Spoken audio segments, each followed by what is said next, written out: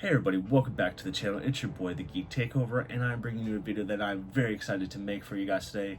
It has been 5 months in the making. We are finally discussing who won the month of July between the heavy hitters of Jurassic World Rebirth, Superman, and Fantastic Four: The First Steps. All three are now streaming on their respective streaming services, and you guys are not going to believe who won the global box office, because it kind of was a surprise. Who won the domestic box office? Not really a surprise. We're going to talk about which video did best on my respective channel. We're going to talk about me personally, what I think is the best movie. We're going to cover all of that. And luckily, since I've already made these videos, if you want to check out a more in-depth detail about Jurassic World, you can check that right over here. You can check Superman right over here, and you can check Fantastic Four right over here. All three of those videos are going to be linked in the description below. So if you haven't already, go ahead and check those out, come back to this, and then let's just go ahead and jump right into talking about Jurassic World, and let's discuss this. Alright, let's talk Jurassic World Rebirth first, because that came out first.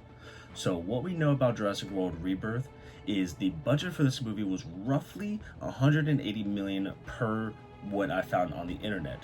Its box office globally, it grossed over $868 million, close to $1 billion, which tracks for Jurassic World, and its domestic box office was only $339 million. The most notable pro that I would have to talk about this movie was Jonathan Bailey. I thoroughly enjoyed that man ever since I've watched Wicked, and now he is People's Magazine's Sexiest Man of the Year. He has been on a roll. Bridgerton, I know that he did that before. This guy can act. I mean, the next thing that I want to see from him is to get him in some superhero tights, whether that means it's Batman, whether that means it's Nova, doesn't matter. I want to see him in Marvel or DC, and then Hollywood is his. It's over after that.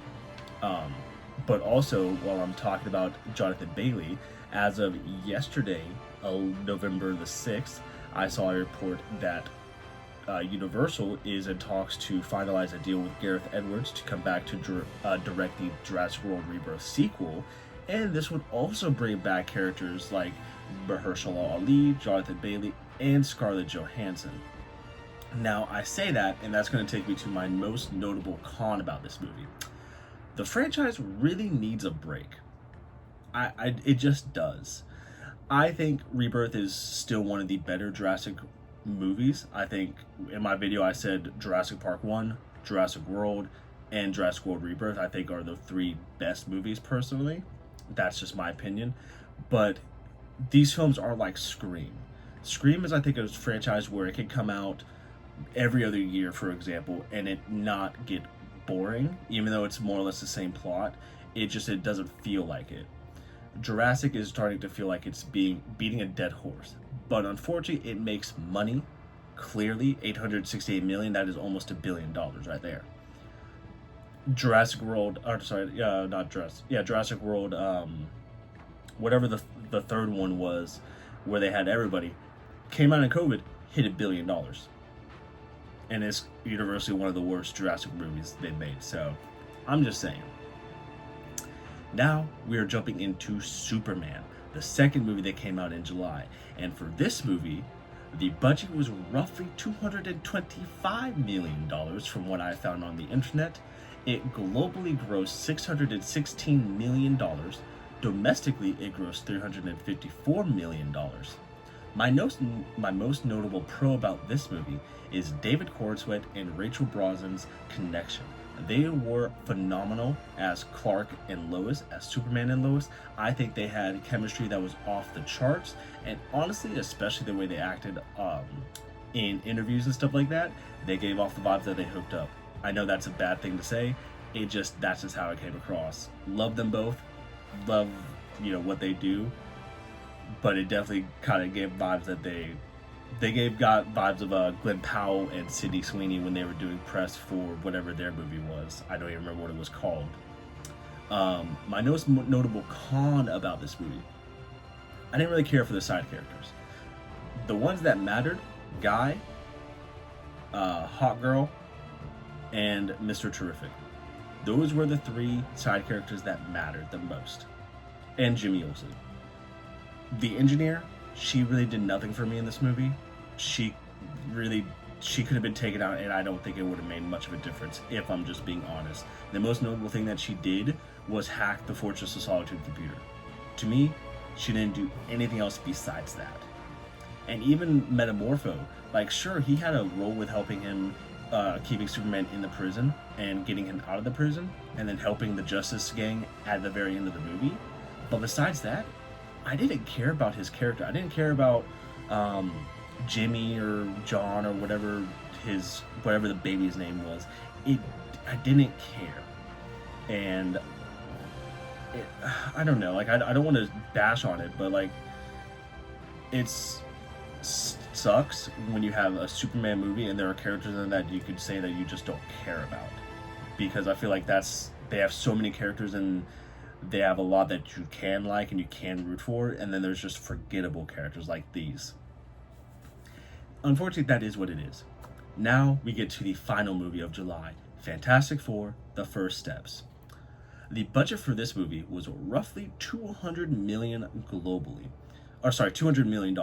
Globally, it grossed $512.8 million. Domestically, it grossed $274 million. My most notable pro about this movie, the visuals. The visuals were next level. I think the most beautiful Marvel film that I've seen was Eternals. That's why I love that movie so much. I think this was visually a stunning movie. It was gorgeous. The way that Silver Surfer looked, the way that space looked, Galactus, all of it was great. The cast was amazing. I loved all four of them. I loved Joseph Quinn, Evan Moss, Vanessa Kirby, Pedro Pascal. We got a glimpse of Robert Downey Jr. as Doctor Doom. This was a great movie, in my opinion.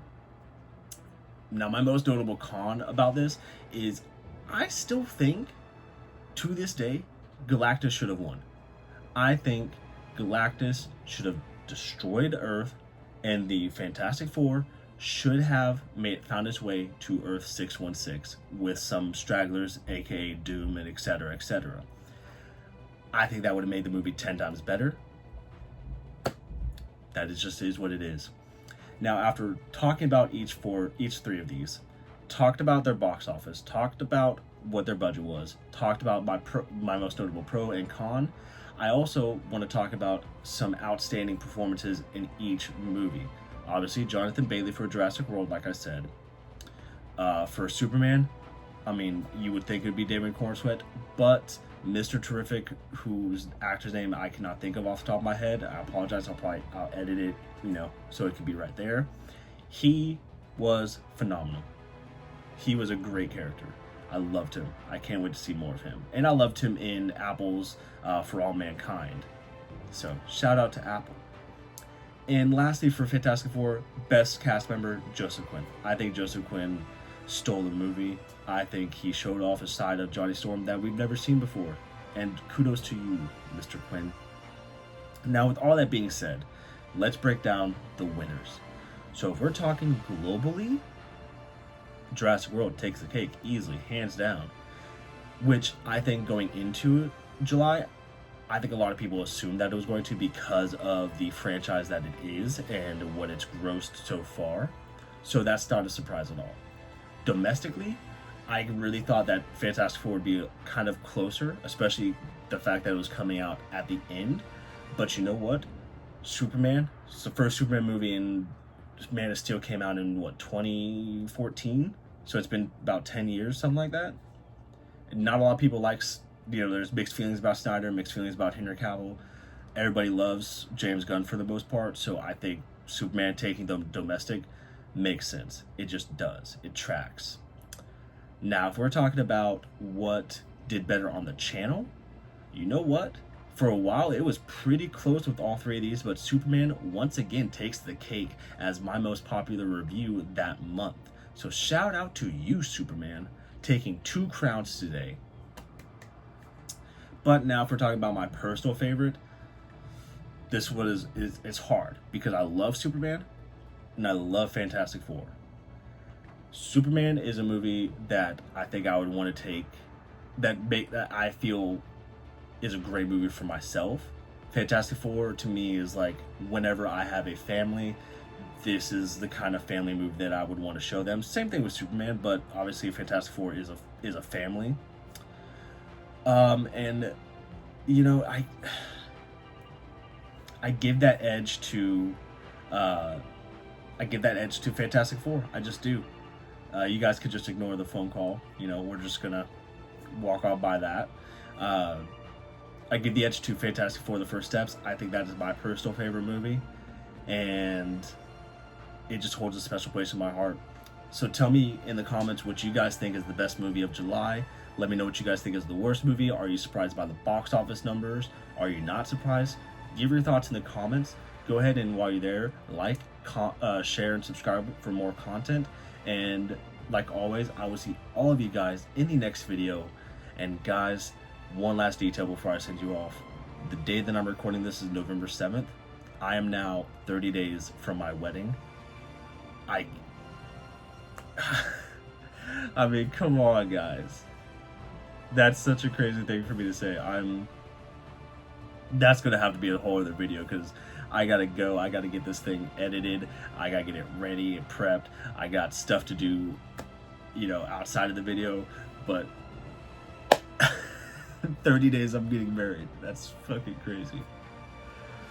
Thank you guys so much for watching the video. If you, like I said, if you enjoyed it, please hit the like button and subscribe for more content. And until the next time, this is Geek Takeover, signing out.